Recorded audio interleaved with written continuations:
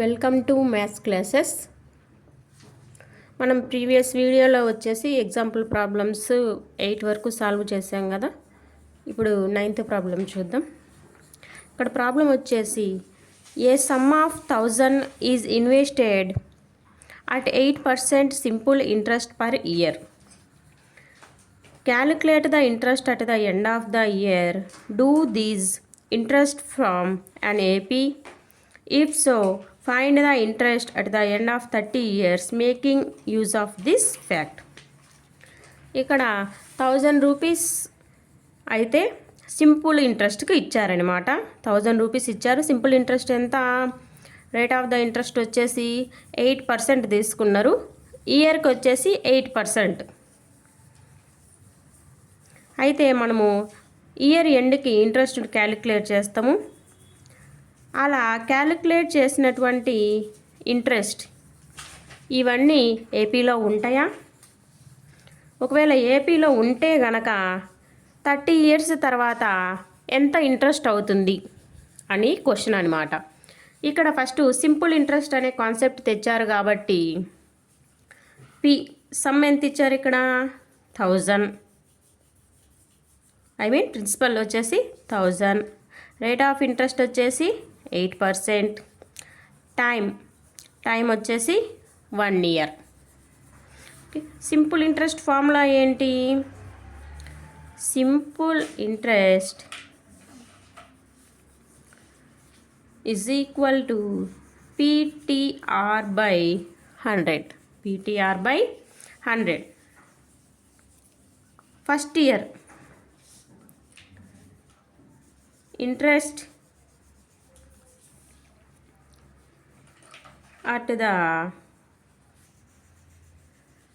end of the first year. First ఇయర్కి interest ఎంత calculate అవుతుంది? సో 1000. టైం వచ్చేసి 1 year. Rate of the interest వచ్చేసి 8 divided by 100. 2 zeros cancel. 8 into 10 80 rupees. First year end కల్లా మనకు 80 rupees అనేది interest వస్తుందన్నమాట. అదే interest at the end of second year. ఒకవేళ సెకండ్ ఇయర్కు ఎంత ఇంట్రెస్ట్ క్యాలిక్యులేట్ అవుతుంది? Same 1000 into 2 into 8 divided by 100. First year కాబట్టి టైం ప్లేస్లో 1 తీసుకున్నాం. సెకండ్ ఇయర్ కాబట్టి టైం ప్లేస్లో 2 తీసుకుంటున్నాం. 2 zeros cancel. 8 2s 16. 16 into 10 160 rupees. Next interest at the end of third year. Third year end కల్లా మనకి ఇంట్రెస్ట్ ఎంత క్యాలిక్యులేట్ అవుతుంది అంటే టైం ప్లేస్లో ఎంత తీసుకోవాలి? థర్డ్ ఇయర్ అన్నారు కదా, 3 తీసుకుంటాం.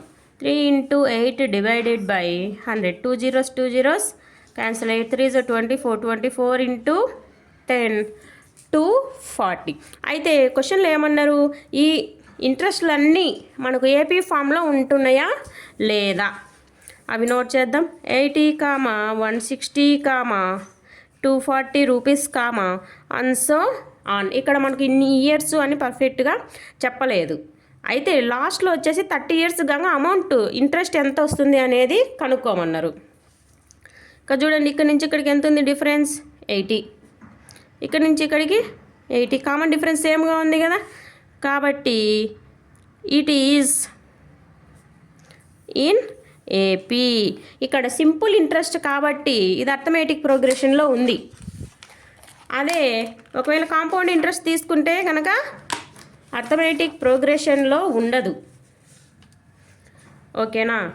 ఇక్కడ మనకు ఏం ఫైండ్ అవుట్ చేయమన్నారు? 30 years తర్వాత అమౌంట్ ఎంత వస్తుంది అనేది ఫైండ్ అవుట్ చేయమన్నారు. కాబట్టి ఫస్ట్ టర్మ్ ఏంటి?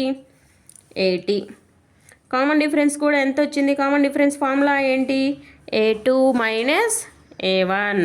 160 minus 80 is equal to common difference కూడా 80. మనకు ఆఫ్టర్ 30 years ఆఫ్టర్ 30 ఇయర్స్ అన్నారు కాబట్టి ఎన్ వాల్యూ కూడా ఎంత అవుతుంది 30. మనకు కనుక్కోవాల్సింది ఏంటి A30 ఫైండ్ అవుట్ చేయాలి. ఫార్ములా ఏంటి A N formula A N is equal to A plus n minus 1 into D. N ప్లస్లో 30 సబ్స్టిట్యూట్ చేస్తాం, రిమైనింగ్ వాల్యూస్ అన్నీ సబ్స్టిట్యూట్ చేస్తాం. 80 plus 30 minus 1 into D value వచ్చేసి 80. 80 plus 29 into 80. 80 plus 8 9 72. 8 2 16. 16 plus 7. So 20. 16 plus 7 ఎంత అవుతుందమ్మా 23.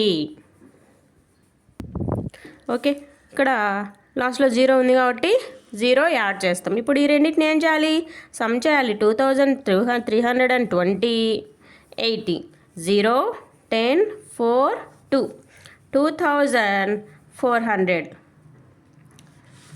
After 30 years తర్వాత మనకు అమౌంట్ ఎంత వస్తుంది, అదే ఇంట్రెస్ట్ ఎంత వస్తుంది 2400. Hence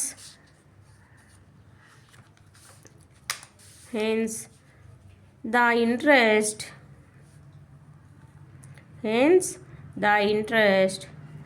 at the end of 30 years will be 30 years తర్వాత 30 ఇయర్స్ చివరికి మనకు ఇంట్రెస్ట్ ఎంత వస్తుంది 2400 రూపీస్ అయితే ఇంట్రెస్ట్ అనేది మనకు వస్తుంది. నెక్స్ట్ క్వశ్చన్ చూడండి అమ్మా. ఎగ్జాంపుల్ 9 అయితే కంప్లీట్ అయిపోయింది. ఇప్పుడు 10th question. In a flower bed there are 23 rose plants in the first row, 21 in the second, 19 in the third, and so on. These are 5 rose plants in the last row.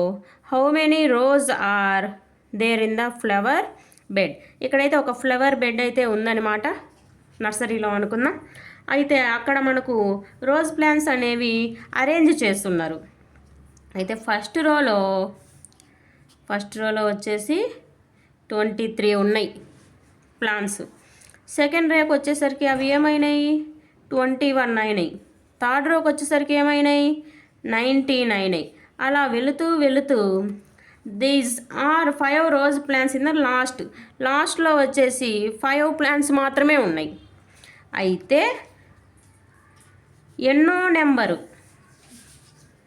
ఎన్ని ఉన్నాయి ఇలా rose, ఇక్కడ plants 23 21 19 5 ఇవన్నీ ఏంటివి plants. ఇక్కడ వాళ్ళు అడిగేది ఏంటి rows, first row second row third row ఇలా వరుసలు ఉన్నాయి అన్నమాట. ఆ వరుసలలో 5 ప్లాంట్స్ వచ్చేసి ఎన్నో వరుసలో ఉన్నాయి అనేది క్వశ్చన్. ఇది అర్థమెటిక్ ప్రోగ్రెషన్లో ఉంది. ఎలా చెప్తున్నాము అంటే కనుక ఫస్ట్ రోలో 23, సెకండ్ రోలో 21, థర్డ్ రోలో 19 ఇలా సో లాస్ట్లో వచ్చేసి 5 ఉన్నాయి. ఎంత ఉంది వీటికి డిఫరెన్స్ 2. సో కామన్ డిఫరెన్స్ వచ్చేసి ఇక్కడ ఏంటి 2. ఫస్ట్ టర్మ్ వచ్చేసి 23, last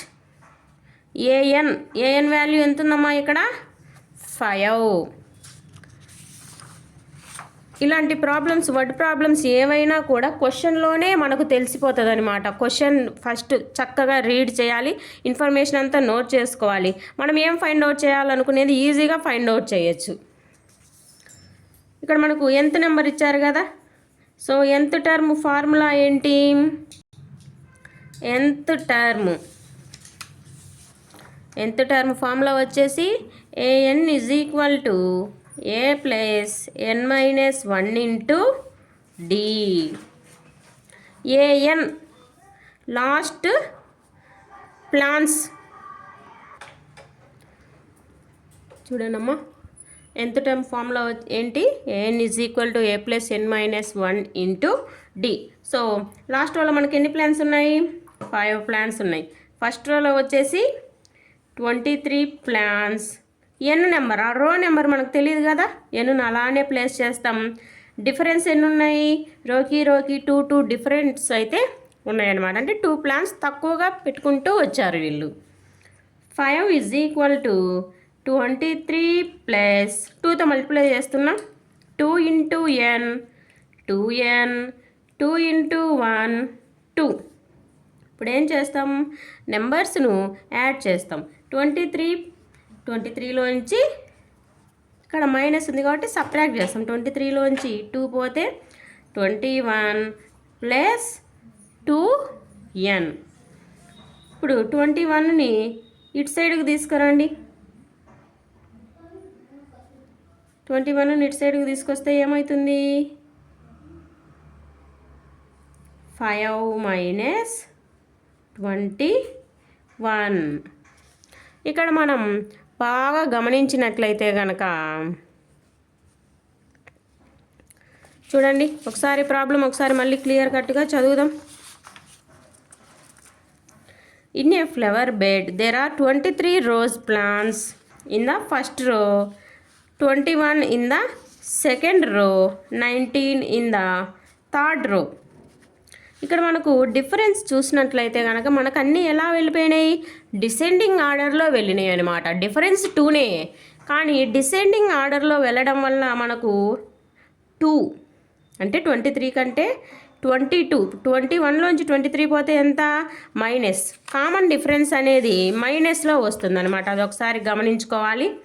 minus minus minus into minus plus 23 plus 2 25 minus ఉంది కదా, మైనస్ 2n. ఇప్పుడు 25ని ఇటు సైడ్కి తీసుకురండి. Minus 25 is equal to minus 2n. 25లో నుంచి 5 పోతే minus 20 is equal to minus 2n. Minus minus ఏమవుతుంది, ఈక్వల్ టు అటు సైడ్ ఇటు సైడు క్యాన్సిల్ అయిపోతుంది. 2n is equal to 20, n is equal to 20/2. n is equal to 2 ones 2 10s. n value ఎంత వచ్చింది ఇక్కడ మనకు, 10 వచ్చింది. అంటే దేర్ ఆర్, అక్కడ మనకి ఎన్ని రోస్ ఉన్నట్లు, there are 10 rows. There are 10 rows in the flower bed. There are 10 rows in the flower bed.